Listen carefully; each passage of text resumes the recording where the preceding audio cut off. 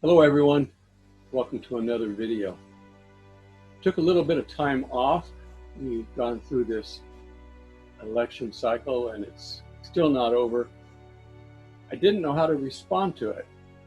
I prayed about it and the conclusion I got was, does it matter who wins from God's point of view?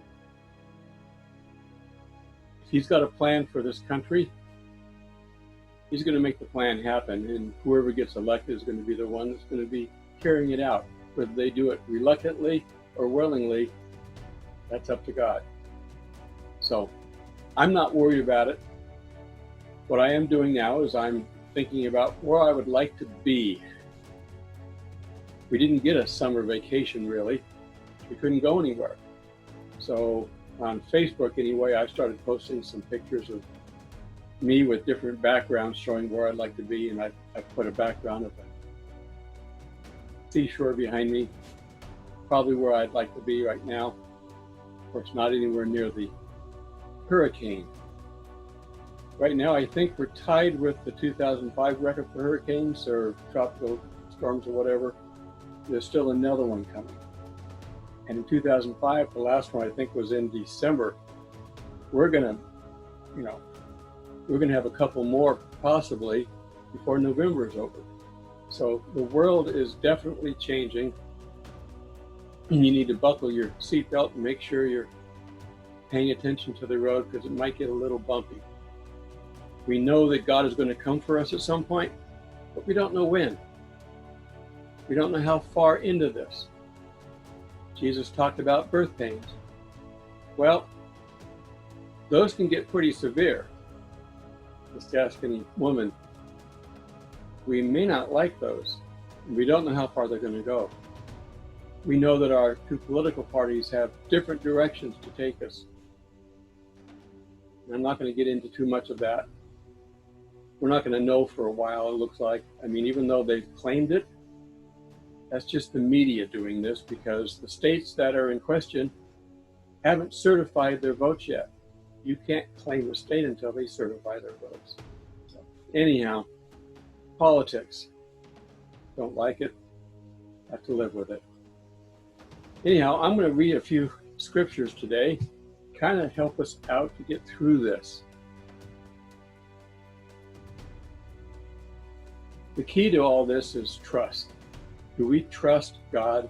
Do we trust Jesus to take care of us? So Proverbs 3:5. You probably know this one. Trust in the Lord with all your heart and do not lean on your own understanding. Try to figure this out. It's confusing at best. And God, He likes to play games with Satan, I think. Satan thought he won at the cross. I'm sure he was jumping for joy when he got Christ up there on that cross. Jesus conquered death, conquered hell, and came back and gave us the Spirit that we all have now that are Christians. So I kind of think that, and I know that this isn't in the exact parallel here, but I kind of look at God as Lucy in the Peanuts cartoon, and oh boy, Peanuts is going to kick the football, and she's going to put the football down, and he's going to come up and kick it. Satan's going to come up and kick the ball, and God pulls it away at the last minute and falls on his back. We see that a few times in the Bible. And I kind of think that's maybe what happened just recently with a lot of people predicting the rapture and the end times finalizing themselves over the holy days for the Jews. They matched up. It was a perfect match as far as the timeline worked out, based on a couple of assumptions that things happened, the Revelation 12 sign and things like that. Didn't happen. But I think Satan was probably figuring that it was going to happen. It didn't. So now he doesn't know. And we don't know. So the key is to be ready. Now, you need to be ready for God, and you need to be ready for this planet. There's two things that I want you to think about. Make sure your heart is ready for God. Make sure you're a Christian, because if you're a Christian, you will miss the worst part of the, quote, tribulation period. The second half being the worst part of it. First part, it's up and down, you know. Some people are going to suffer a lot, some aren't. There's going to be people that can still come to Christ after the beginning of the 70th day of Daniel. Make sure you're prepared. Make sure you're a Christian and that you're doing the right things. What would Christ have you do today if he was sitting right next to you? And with him in our heart, essentially, he is.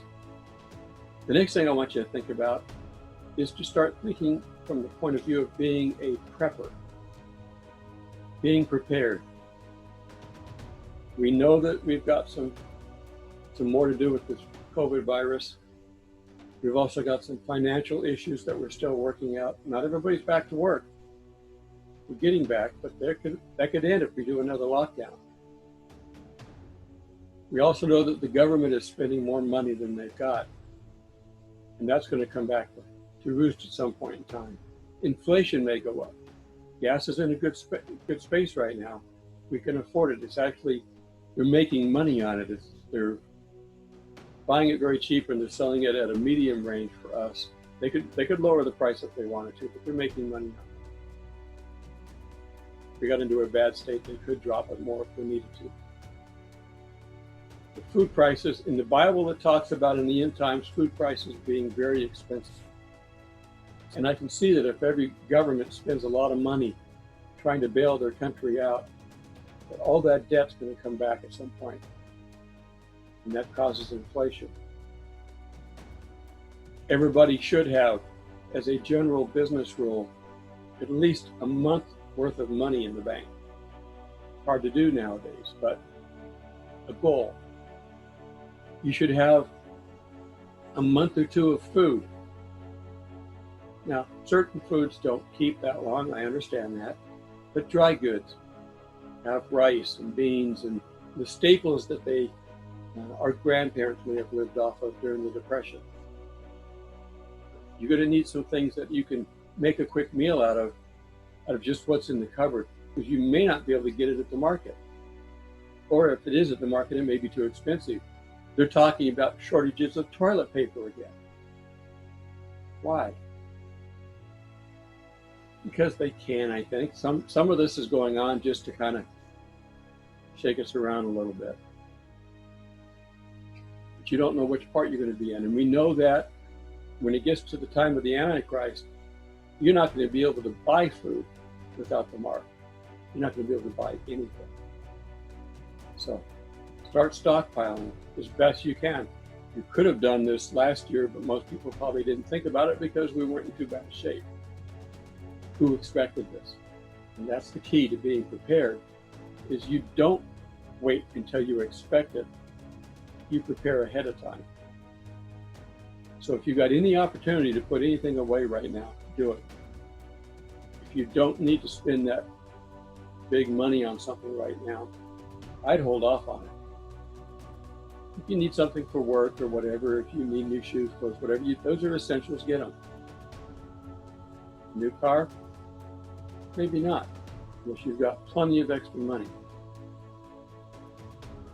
Going into debt more? I never recommend going into debt more. So, trust God's going to take care of us, but be prepared. Okay? Let's look at Psalms 46:10. Be still and know that I am God. I will be exalted among nations. I will be exalted in this earth. You have to recognize who God is and understand that nothing happens down here that he doesn't know about. You can't catch him by surprise. He can trick Satan because he knows more than Satan does. We elevate Satan way higher than he needs to be. He has no power if God doesn't give it to him. And we can take power away from Satan in God's name. Jesus gave the example when he said, "Get behind me, Satan." And we have Jesus in this, in our hearts and our spirit right now inside of us.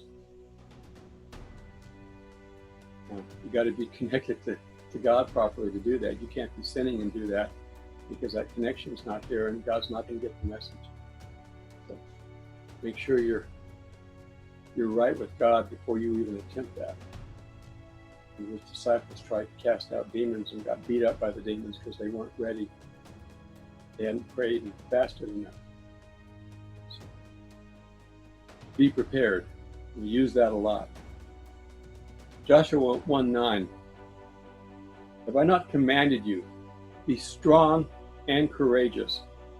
Do not be frightened. Do not be dismayed. For the Lord your God is with you wherever you go. We may not like what's going on around us, but we don't have to be put aback by it. We can keep moving forward. We can keep doing what we're supposed to do. God will take care of us and protect us. He promised he would many times. And he doesn't change. Isaiah 41:10. Fear not, for I am with you. Do not be dismayed, for I am your God. I will strengthen you. I will help you. I will uphold you with my righteous right hand. These are writings from all over the Bible, where God will take care of us. These are Old Testament writings right now. I'm focusing on that because God doesn't change. This is how he started things out. And he's still the same. Sort of like the song, trust and obey. There's no other way. Okay? And I've said this before. Jesus' ministry, the time that he chose to come to earth, be born and have his 30-year ministry during Roman occupation. The Jews weren't free. Herod was their religious leader in name only. He was up there because he would do what the Romans wanted him to do. Now, he'd argue some things for the Jews, but there were things that it didn't really impact the Romans. Okay? Daniel prayed. And in Daniel 6, he was raised to the high office, to a high office by the royal master Darius the Mede, with that for a name. Well, Daniel's jealous rivals, well, they tricked Darius. They got him to make a decree that for 30 days, no prayer should be addressed to any god or anyone except Darius. He didn't see anything wrong with this. He didn't see the connection with Daniel. So he agreed to that. Daniel's going to pray to God. He did it every day. And he did it by his window so that everybody could see. Of course, he had to be arrested. Darius had to live with what he had decreed because he was the leader. Leaders have to stand by what they do and what they say. So Daniel was thrown into the lion's den. Problem too big for God? No. Lions weren't hungry. And they were going to be well fed soon. When Daniel came out and Darius saw what was going on, he threw Daniel's rivals into the lions. So be careful that you don't mess with God, because you don't mess with God or God's people. Okay, and I'm going to move a little bit into the New Testament now. Matthew 5:43-45. You've heard that it is said to love your neighbor and hate your enemy. But I tell you, love your enemies and pray for those who persecute you, that you may be sons of your Father in heaven. He causes his sun to rise on the evil and the good, and sends rain on the righteous and on the unrighteous. So in these times of strife, where we're opposing each other in our decisions that we're making and all the things that are going on. Pray for your enemies. Pray for Trump. Pray for Biden. Pray for Israel. Pray for Iran. Now, your prayer doesn't mean to say, help them win. No. Pray for their salvation, their connection to God. Pray for things that would help them in a relationship with God. Simple. Pray for everyone. You meet someone and they have a need, offer that prayer up, because God does hear and answer prayers. Okay, that's pretty much all I wanted to cover right now. You don't need to be afraid, but it would be helpful if we're prepared a little bit. We know that we have a roadmap of what's going to happen in the future, but we don't know where the off-ramp is. Okay, so you may have to hold on. It may get a little rough. It may be within a year, 5 years, but it's soon. We are in a time frame, if you look at the fig tree analogy, from 1948 till now, 70 to 80 years, we're within that time frame that will see the return of our Lord. So be prepared, but be prepared to hang on for a little bit. Okay? So keep praying. Pray for me. God wants me to give out messages from time to time. I need to hear those messages. Sometimes I need to be still to hear those messages. We all have to be. If you like this video, click on the like button, subscribe if you can. The more people subscribe, the more YouTube will help me to get this message out. If you stayed to the end, thank you very much. You know that if you watch this video and there's a message from God that you can receive, and God wanted you to be here to watch this video. Until we meet in person or in the sky, for now, God bless.